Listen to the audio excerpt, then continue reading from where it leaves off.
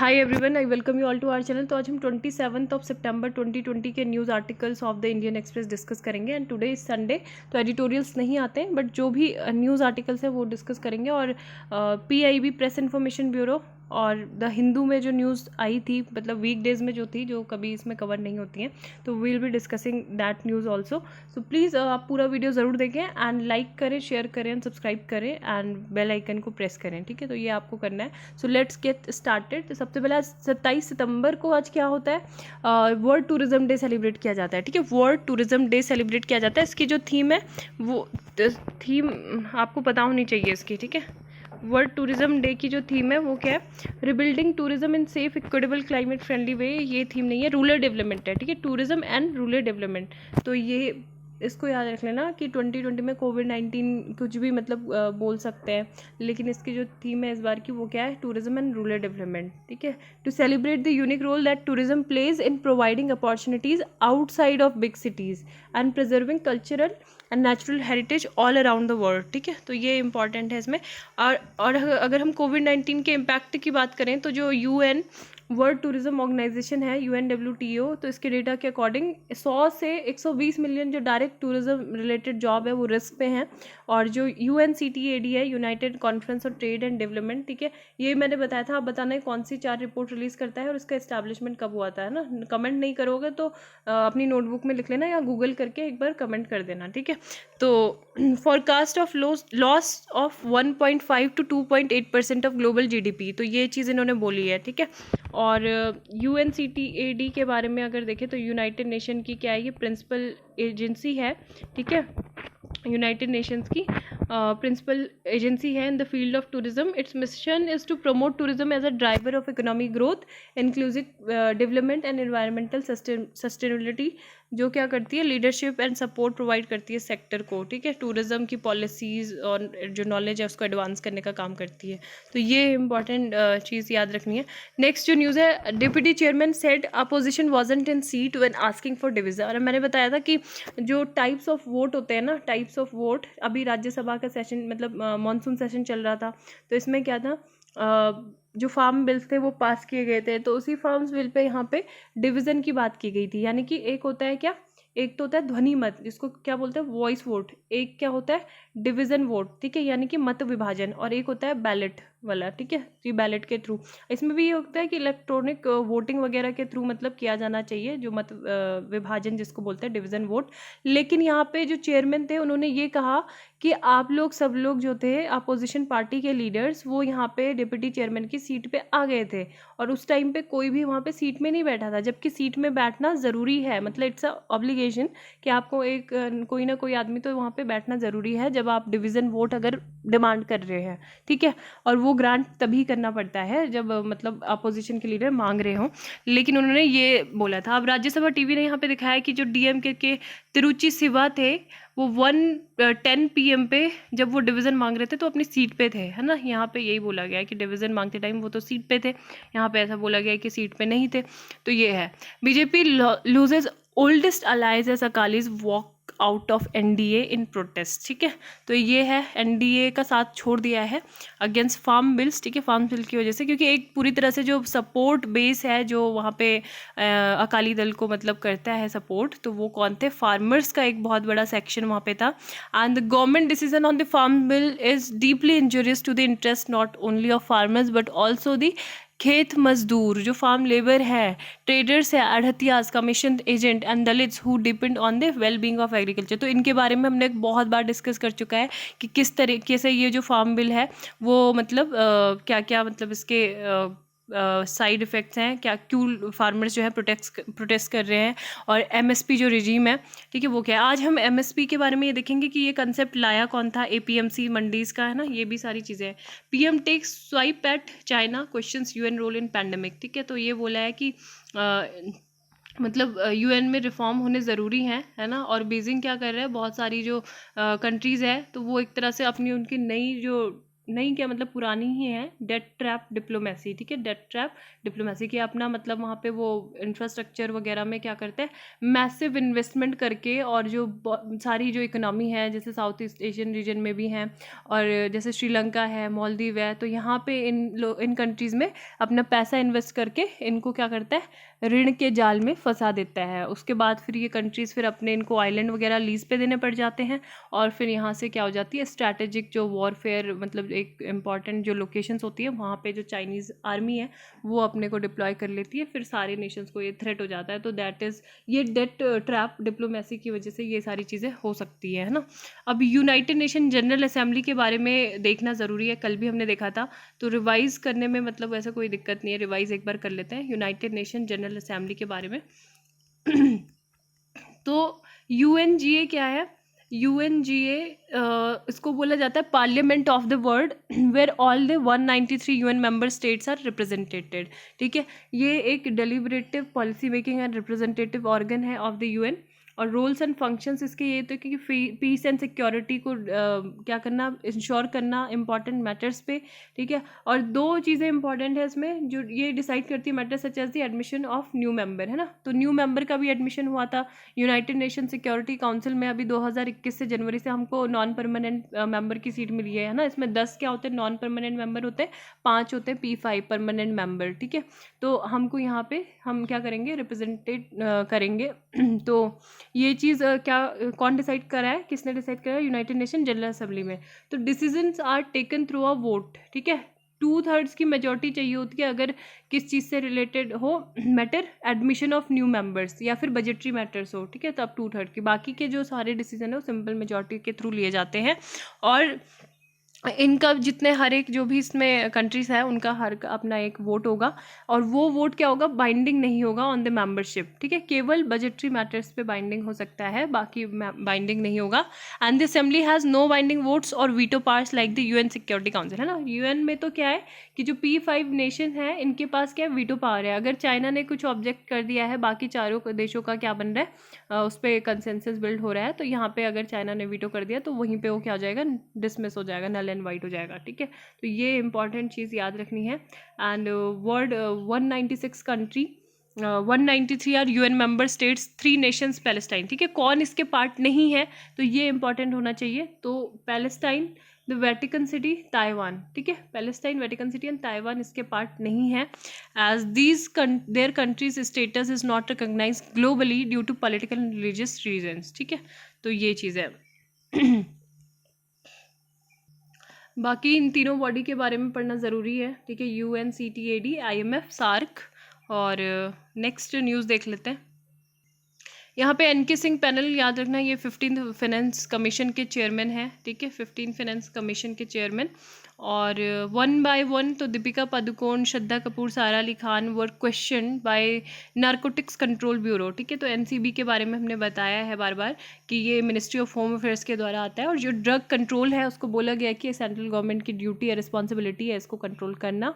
और यहाँ पे जो NCB किस 1986 में ये बना था, है ना। 1985 का जो क्या था, NDPS एक्ट जो था, narcotic drugs and psychotropic substance act of 1985, तो उसके थ्रू ये बॉडी बनी थी। तो ये आपको होम मिनिस्ट्री जो होम अफेयर्स मिनिस्ट्री उसके अंतर्गत ही आती है। The respect assure commandant in the economics world was striking, ठीक है। तो ये एश्योर जज अहुलवालिया जो है, ये आपको पता होगा, जो हमारे कौन थे, मोंटेक सिंह अहुलवालिया, ठीक है, तो उनकी ये वाइफ थी।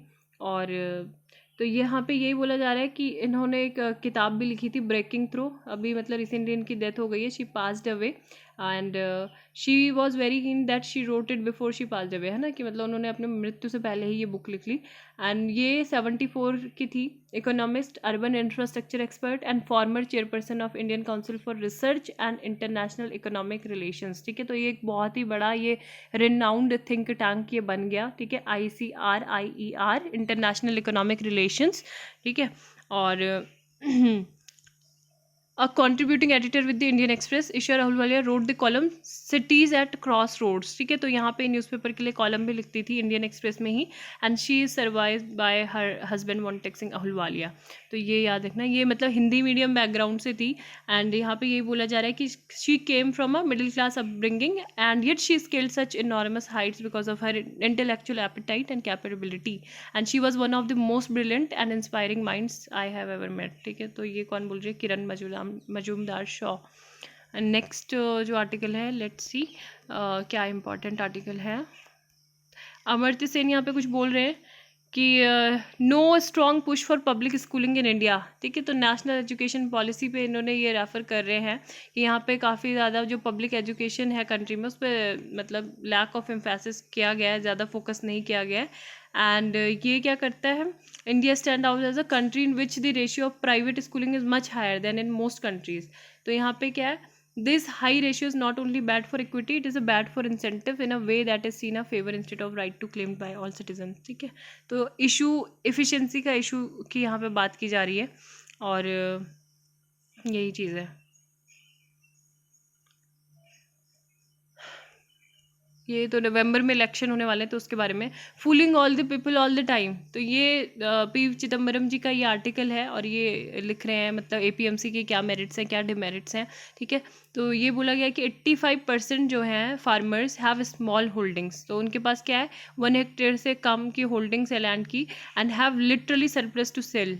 और दूसरी चीज़ ये कि एपीएमसी एक्ट से मतलब ये बोला गया था कि ये क्या करता है, फार्मर्स को एक तरह से फ्रीडम नहीं देता है कि वो अपने जो प्रोड्यूस है उसको कहीं और भी उसको सेल कर सके।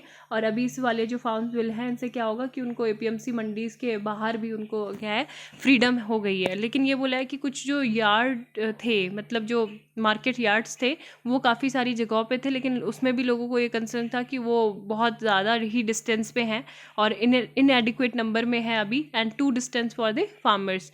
तो जैसे तमिलनाडु में 283 मार्केट यार्ड हैं 36 डिस्ट्रिक्ट में, तो वो डिस्ट्रिक्ट का पूरा 8% ही है, and the total turnover 2019-20 was just ₹129.76 crore, ठीक है। एंड ये कह रहे हैं कि APMC act restricts free trade in agriculture produce but the market yard serve as safety nets, ठीक है। तो वो सेफ्टी नेट्स थे, तो इसलिए इतना ज़्यादा तो इसकी ज़रूरत नहीं थी, क्योंकि ये काफ़ी बहुत सारे लोगों के लिए हेल्पफुल ही था। और यहाँ पे एमएसपी को मतलब आपने बोला है कि इसकी कोई लीगलाइजेशन इसका है नहीं, तो वो भी ट्रू है। And against such power purchases small medium farmers would not have equal bargaining, ठीक है। तो अब जब ये हो जाएगा तो एक तरह से जो कॉन्ट्रैक्ट फार्मिंग है उसको अनुमति मिलेगी, और जो कॉरपोरेट्स हैं और जो कार्टेल्स हैं तो वो क्या होगी, उनकी एंट्री यहाँ पे होगी। और फार्मर्स तो क्या है कि उसको मतलब नहीं, वो बार्गेनिंग नहीं कर पाएंगे, कॉन्ट्रैक्टिंग पावर उनकी इतनी है नहीं, तो बहुत सारे जो डिस्प्यूट्स हैं वो भी हो सकते हैं, है ना। तो यही चीज़ें यहाँ पे बोली गई। The man behind APMC MSP and procurement, तो एपीएमसी एमएसपी एंड प्रोक्योरमेंट के पीछे कौन आदमी थे वो देख लेते हैं, कौन लोग थे, है ना। एपीएमसी और एग्रीकल्चर प्रोड्यूस मार्केट कमिटीज़ आपने देखा है, तो इसके जो क्रिएशन किया था सर छोटू राम, है ना। तो सर छोटू राम ने क्रिएशन किया था, ये तीनों हैं, ठीक है, सर छोटू राम, और ये कौन है, CS Subramaniam at Frank Parker at PAU Ludhiana, ठीक है। इनका पोर्ट्रेट है फ्रैंक पार्कर का। तो इन्होंने 1939 में ये लीजेंडरी फार्मर लीडर थे as development minister in the provincial government of जो यूनियनिस्ट पार्टी थी पंजाब एग्रीकल्चर प्रोड्यूस मार्केट की, तो तब इन्होंने ये एग्रीकल्चर प्रोड्यूस मार्केट्स जो था एक्ट पास किया था, ठीक है। पंजाब के क्या थे, ये प्रोविंशियल गवर्नमेंट में एक मिनिस्टर थे, डेवलपमेंट मिनिस्टर, तब इन्होंने ये पास किया था। और उसमें जो कॉन्स्टिट्यूशन था ऑफ मार्केट कमिटीज़, ठीक है, तो ये प्रोवाइड किया गया था, जिसमें 2/3 फार्मर्स का रिप्रेजेंटेशन था ऑफ मंडीज़, ठीक है, जो भी ट्रेडर्स के द्वारा जो माल प्रैक्टिसेस होती हैं उनको कर्ब करने के लिए। देन एमएसपी का जो था minimum support prices is even newer, तो इसको जो किया था American doctor Frank W Parker, who was the chief agriculturist of USAID, US agency for international development, ठीक है। तो इन्होंने ये किया था, और mission India and adviser to the ministry of food and agriculture. लेकिन जो 1959 में था मिनिस्टर अजीत प्रसाद जैन, ठीक है। तो अजीत प्रसाद जैन ने क्या किया था, Parker pointed to the problem of low crop prices faced by farmers during harvest, it determine then from investing in good seeds. तो यही कि अच्छे सीड्स पे, अच्छे फर्टिलाइजर पे और जो प्रोडक्टिविटी बूस्टिंग इनपुट्स हैं तो उनमें जो है इन्वेस्टमेंट नहीं कर पा रहे हैं ना, तो ये सारी चीज़ें हुई थी। तो बस मेन यहाँ पे ये कि जो इसको इम्प्लीमेंट फाइनली जो किया गया था, जो पार्कर्स ने तो एक आइडिया दिया, उसको इम्प्लीमेंट करना, ठीक है, आइडिया देना और इम्प्लीमेंट करना दोनों ही ज़रूरी चीज़ें होती है, लेकिन इम्प्लीमेंट बहुत ज़रूरी है। तो इम्प्लीमेंट जो प्रोसेस थी वो किसने किया, सी सुब्रमण्यम ने, हु टुक ओवर एस, जब वो फूड एंड एग्रीकल्चर मिनिस्टर बन गए थे जून 1964 में, ठीक है। तो तब उन्होंने ये दिया था। और सबसे पहले जो फार्मर्स के लिए जो इंसेंटिव प्राइस था तो उसके लिए अप्रूवल लिया था। And Subramaniam was also instrumental in the founding of 2 major institution, ठीक है। 1965 में सबसे पहले उन्होंने क्या किया, एग्रीकल्चर प्राइस कमीशन, ठीक है। तो ये भी पता चल गया हमको 1965 में ये इस्टेब्लिश हुआ था एग्रीकल्चर प्राइस कमीशन, जिसी का मतलब इसी का नाम चेंज करके रिनेम्ड इसको कर दिया गया था CACP, ठीक है। CACP यानी कि commission for agriculture cost and prices, ठीक है। तो ये भी आपने बताया था अभी कुछ आर्टिकल में कि it's just an attached office, है ना, अटैच्ड ऑफिस है ये। केवल ये क्या करता है, रिकमेंडेशन ही देता है MSP से रिलेटेड कि कितना होना चाहिए, क्या होना चाहिए, ठीक है। सरकार पे मतलब बाइंडिंग नहीं है इसके ऑर्डर, रिकमेंडेशन। तो MSP जो पहली बार जो फिक्स किया गया था कौन सी क्रॉप के लिए किया गया था, वीट के लिए किया गया था, ठीक है, वीट के लिए। एंड सेकेंड जो इन्होंने दिया था वो क्या था, फूड कॉरपोरेशन ऑफ इंडिया। तो its role was to organise country wide MSP based procurement operation, and 1968 में FCI procured 6.8 million tons of metric tons of food grains, ठीक है, जो 1975-76 में और ज़्यादा हो गई थी। तो बस ये 3 चीज़ें इसमें याद रखनी है। एक तो क्या, जो एग्रीकल्चर प्रोड्यूस मार्केट कमिटीज़ है वो छोटू राम जी का कंसेप्ट था, ठीक है। पंजाब गवर्नमेंट में वो डेवलपमेंट मिनिस्टर थे। दूसरा क्या था, MSP का जो कंसेप्ट था वो डी पार्कर, जो डॉक्टर फ्रैंक W पार्कर है उनका था। इसको इम्प्लीमेंट किसने किया, सी सुब्रमण्यम ने। उसके बाद जो था जो अभी जिसको हम CACP बोलते हैं उसका कंसेप्ट भी, और FCI, ठीक है। तो ये भी क्या था, इम्प्लीमेंट किए थे, ठीक है। नेक्स्ट जो इम्पोर्टेंट न्यूज़ है, फिल गिन्सबर्ग जो थी, तो इनकी सीट को मतलब भरने के लिए, ठीक है, जो न्यू सुप्रीम कोर्ट की जज हैं वो अपॉइंटमेंट की गई है, 48 year old Amy Coney Barrett, ठीक है, एमी कोनी बैरेट। तो उनकी जगह पे अब क्योंकि उनकी डेथ हो गई थी तो इनको रखा गया है। तो रुथ बेडर जिन्सबर्ग थी, ठीक है, रुथ बेडर RBG बोला जाता था उनको। नेक्स्ट यहाँ पे ये सोशल मीडिया के बारे में आया हुआ है कि देखो सभी कैसे फ़ोन पे ऐसे, मतलब फ़ोन हमको यूज़ कर रहा है या हम फ़ोन को यूज़ कर रहे हैं, किसका किस पे कंट्रोल है आजकल ये पता नहीं है ना। मतलब ऑब्वियसली टेक्नोलॉजी का हम पर कंट्रोल है। तो would you give your kids a packet of cigarettes, आप अपने बच्चे को अब एक पैकेट ऑफ सिगरेट्स देंगे और बोलेंगे इसको भाई यूज़ करो लेकिन केयर के साथ करो। अभी हम जैसे फ़ोन भी देते हैं तो ऐसे ही बोलते हैं ना कि ठीक है ये लो फ़ोन, लेकिन उसको केयरफुली यूज़ करना। तो यही चीज़ें बोली गई हैं कि जो टेक कंपनीज़ हैं वो अपना मिलियंस ऑफ डॉलर इस पे खर्च करती है बजट। तो वो क्या है, वो डिज़ाइन टू किल है ना। उनको पता है कि इससे क्या होगा। इस तरीके से कोई वो गेम एप्लीकेशन भी बनाते हैं तो उसमें काफ़ी इतने सारे लेवल वो कर देंगे कि आदमी उसको खेलता ही रहे। इवन इतना ल्यूर वो हो जाएगा कि वहाँ पे जो भी परचेजिंग, कितने डॉलर में, कितने रुपीज़ में परचेजिंग भी हो रही है किसी चीज़ की, तो वो परचेज करने को भी रेडी है। तो इस तरीके से वो गेम बनाते हैं, design to kill and give instant gratification जो they, and that a person constantly craves and that never loses its appeal. They are not thinking of our children, their mental health and wellbeing. अब जैसे जो ये Steve jobs है और जो mark Zuckerberg है, तो डू यू थिंक कि उनके चिल्ड्रन फेसबुक और ये सब सोशल मीडिया ऐसे यूज़ करेंगे? वो बिल्कुल दूर रखते हैं, बिकॉज दे न्यू कि as they have design them to be so, है ना। तो वो उसका पर्पज़ सही नहीं है। मतलब बच्चों को जो है इतना ज़्यादा पास में नहीं रखना चाहिए सोशल मीडिया के। तो यहीं पे ऑथर का ये कहना है, social media platforms indoctrinate us into self surveillance by constant comparison with other, है ना। तो हम मतलब अपने को कंपैरिजन करते हैं, चाहे वो स्किन से रिलेटेड हो या फिर हमारे वेट से रिलेटेड हो कि my body is this and I did not like get many likes. मैं तो कंपैरिजन नहीं करती, है ना। मैं तो बस क्या है कि I am just doing my work and I am happy with it. लेकिन बस ये है कि मुझे फीडबैक चाहिए, है ना, फीडबैक मेरे को चाहिए कि आप वो फीडबैक कैसे मिलेगा, वो लाइक से ही मिलेगा, और सब्सक्राइब करो आप, है ना, शेयर करो। लेकिन हमको ऐसे चलो ठीक है, अगर कंपैरिजन कर भी रहे हो तो उससे क्या मत हो, डिप्रेस मत हो, ठीक है, उससे आप कुछ अच्छा ही सोचो। लेकिन ऐसा मतलब कंपैरिजन वाली जो चीज़ें हैं हर चीज़ में, चाहे स्किन रिलेटेड, वेट रिलेटेड, तो ये सब चीज़ें लोग करते हैं इंस्टाग्राम वगैरह, तो ये सब मतलब कम यूज़ होना चाहिए इसका, यही चीज़ें बोली गई हैं यहाँ पे। एंड बाकी तो बहुत सारी न्यूज़ हैं। High priority for Lanka ties says as he flags fisherman Tamil issue, ठीक है। तो यहाँ पे जो अगर हमारी नेबरहुड फर्स्ट पॉलिसी में अब ना आप अपने जो नोट्स हैं इंटरनेशनल अफेयर्स के, उसमें सागर भी ऐड कर लेना, बिल्कुल, है ना, सागर। तो सागर क्या है, security and growth for all in the region, ठीक है, security and growth for all in the region. तो ये जो डॉक्ट्रिन है प्राइम मिनिस्टर ने दिया है, और इसमें यहाँ पे बोला है कि स्पेशल एंड हाई प्रायोरिटी दी जाएगी श्रीलंका के साथ जो हमारी रिलेशनशिप है उसको लेके, ठीक है। तो काउंटर टेररिज्म एफर्ट और जो ड्रग ट्रैफिकिंग है, ठीक है, इसके बीच में हम क्या करते हैं, इन्फॉर्मेशन शेयरिंग वगैरह हम करते हैं। जो हमारे बिलेटरल फाइनेंशियल कोऑपरेशन है वो भी स्ट्रेंथन हुए हैं। इंडिया ने क्या किया है, ऑलरेडी प्रोवाइड किए हैं $400 million currency swap facility to central bank of Sri Lanka. और जो है इकोनॉमिक रिकवरी के लिए हमने कोविड-19 को टैकल करने के लिए जो वहाँ पे डिसरप्शन हुए हैं उसकी वजह से, तो उनको असिस्ट भी किया है, ठीक है। और ये है पेन टू पेपर, ये सारी चीज़ें island void engagement through high pact community development projects 2020-25, ठीक है, ये सारे हैं। तो ये भी आपको देखने ज़रूरी हैं। और 13th अमेंडमेंट एक बताना 13th अमेंडमेंट किससे रिलेटेड है, ठीक है, या फिर एक गूगल कर लो कि क्या है, बहुत इंपॉर्टेंट है। एनसीबी क्वेश्चन एक्ट्रेस दीपिका, इनके फ़ोन ले लिए। Village with the highest polling station gets its first tap water connection, ठीक है। तो ये इंपॉर्टेंट है। जो हाईएस्ट पोलिंग, जो वर्ल्ड का हाईएस्ट पोलिंग स्टेशन है वो कहाँ पे, हिमाचल प्रदेश में स्पीति विलेज में, ठीक है, स्पीति विलेज में। तो यहाँ पे फर्स्ट टैप वाटर कनेक्शन ये मिला है, इसलिए न्यूज़ में था, जल शक्ति मिनिस्ट्री ने ये बोला है।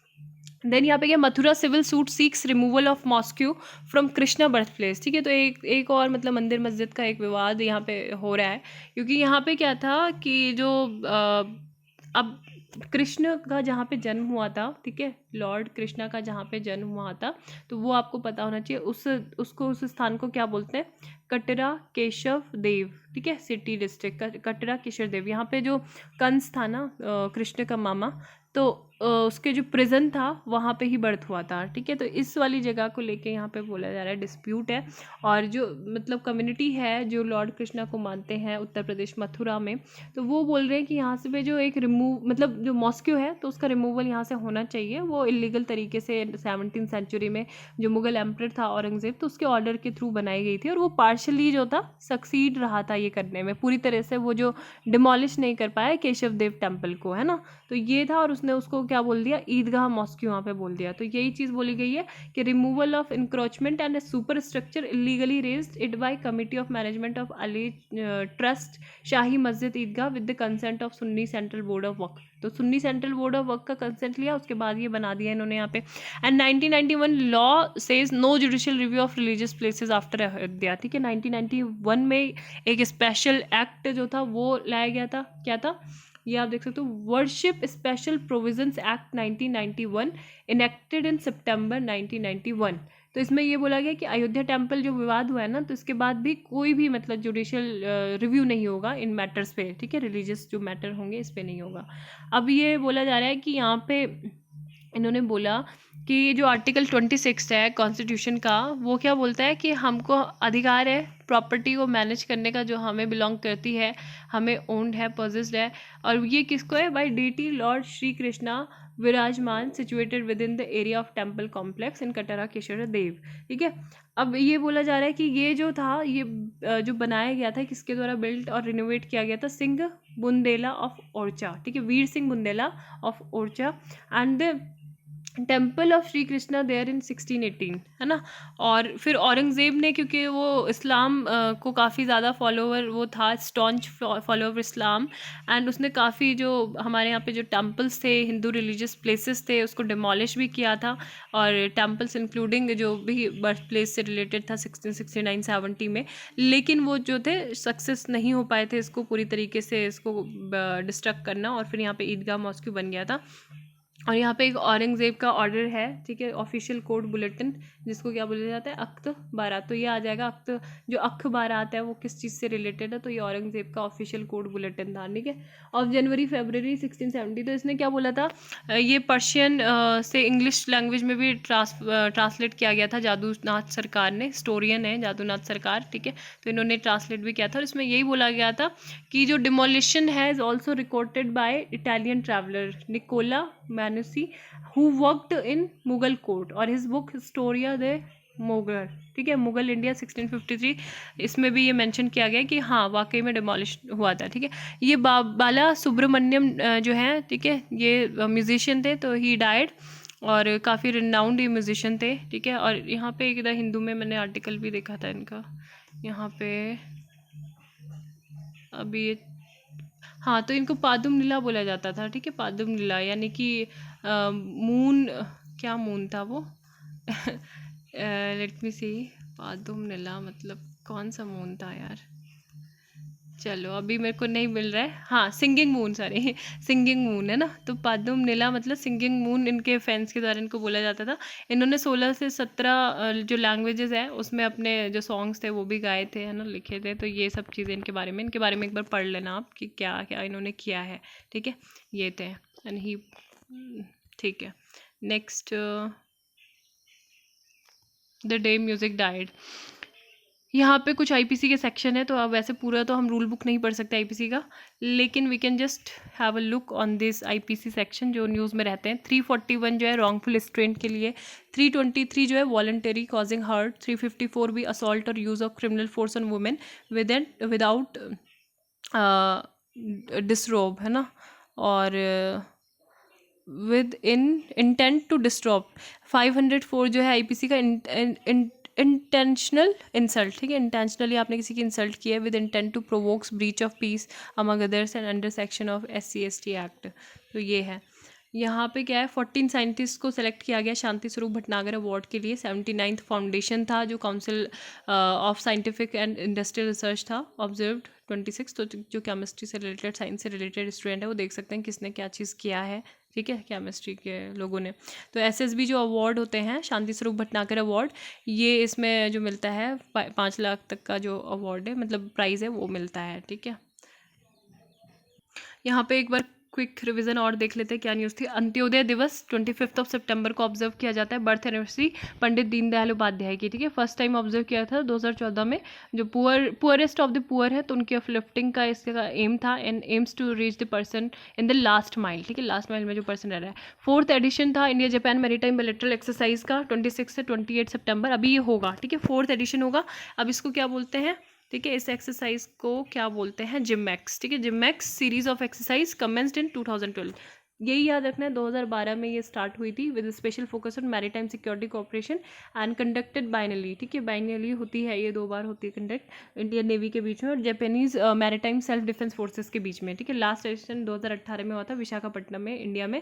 अब जिमैक्स 20 में क्या होगा, मल्टीफेक्टेड टैक्टिकल एक्सरसाइज होगी, वेपन फायरिंग्स होगी, क्रॉस चेक डेक हेलीकॉप्टर्स और 2 नेवीज जो है एक्सचेंज करेंगी, ठीक है, जो भी उनके बीच बनाया गया। इंडिजियसली बिल्ड जो स्टेल्थ डिस्ट्रॉयर है Chennai and Teg class stealth frigate Tarkash and fleet tanker Deepak will represent the Indian navy, ठीक है। तो ये सारे हमारे, ये देख लो क्या क्या चीज़ें हैं ये, ठीक है। और P-81 long range maritime petrol aircraft, ये भी पार्टिसिपेट करेगा। इसकी काफ़ी ज़्यादा सिग्निफिकेंस है क्योंकि अभी पता है आक्सा हो रहा है ना एक एग्रीमेंट, ठीक है। आक्सा क्या है, acquisition and cross servicing agreement, ACSA, और जो मिलिट्री बेस लॉजिस्टिक सपोर्ट ये प्रोवाइड करेगा एक दूसरे के बेसिस में, है ना। और India has significantly expanded its deployment in the Indian ocean region, तो इंडियन ओशन रीजन भी इंपॉर्टेंट है। और मिलिट्री एक्सरसाइज इंडिया और जापान के बीच में और जो होती हैं उसका क्या बोला गया, धर्मा गार्जन, ठीक है, Dharma guardian and joint enforce exercise Shinyuu Maitri and trilateral maritime exercise जो US के साथ भी होती है, एक्सरसाइज मालाबार, US से इंडिया एंड जापान, ठीक है। तो ये सब याद रखना। टाइफस न्यूज़ में था क्योंकि टाइफस से क्या हुआ था, कि जो एक ये बैक्टीरियल डिजीज़ है और इसने 5 डेथ हो गई हैं एंड 600 जो लोग हैं नागालैंड के नोकलाक डिस्ट्रिक्ट के, जहाँ से बॉर्डर करता है म्यांमार का, तो वहाँ पे 600 लोग इन्फेक्ट हो गए और 5 लोगों की डेथ हो गई है इस की वजह से। ठीक है, तो स्क्रब टाइफस, इसको बुश टाइफस भी बोलते हैं, बैक्टीरियल डिजीज़ है और north east region is also suffering from outbreak of disease like malaria, Japanese encephalitis, कोविड-19। और जो कैटल है ये भी इससे अफ्रीकन स्वाइन फ्लू से भी क्या हो रहे हैं, इनको फीवर हुआ था। ठीक है, तो ये एक है, ये आपको देखने को मिल रहा होगा, है ना। तो काफ़ी कुछ कर सकता है ये। इसको क्या बोलते हैं, बैक्टीरिया है ये, spread through bites of larval mites of family of trombiculid also called chiggers, और सिम्टम्स फीवर, हेडेक, बॉडी एक्ट, समटाइम्स रैश। तो यही इसके सिम्टम्स है। एंटीबायोटिक है इसकी, कोई भी वैक्सीन अवेलेबल नहीं है इसकी। ठीक है, तो ये इंपॉर्टेंट था। ये बैक्टीरियल इन्फेक्शियस डिजीज़ है that include epidemic, scrub typhus and murine typhus. तो ये इसके 3 टाइप है। हाँ, और नेपोलियन जो था ना, नेपोलियन की आर्मी भी इससे इन्फेक्ट हुई थी with epidemic typhus during his invasion of Russia. जब रशिया का इन्वेजन किया था 1812 में, कॉजिंग टू रिट्रीट, तो तब नेपोलियन की आर्मी भी इससे हुई थी। ठीक है, तो ये इंपॉर्टेंट था। कल हमने पढ़ा था इंटरनेशनल आर्बिट्रेशन के बारे में, जो वोडाफोन वाला जो केस था उसके बारे में। तो इसके बारे में पता होना चाहिए कि इंडिपेंडेंट नॉन गवर्नमेंटल पैनल है ये। ठीक है, इंडिपेंडेंट नॉन गवर्नमेंटल पैनल 1899 में इस्टेब्लिश हुआ था। इसका हेडक्वार्टर द हेग नेदरलैंड में है और इसका पर्पस भी आप देख सकते हो कि ये जो भी international committee and the field of dispute resolution to facilitate arbitration and other form of dispute resolution between states. ठीक है, तो बस आज के लिए इतना ही। उम्मीद है आपको लेक्चर पसंद आएगा। Please do like, share and subscribe to our channel, press the bell icon. Sorry, ठीक है, आप लाइक करो। हो गया।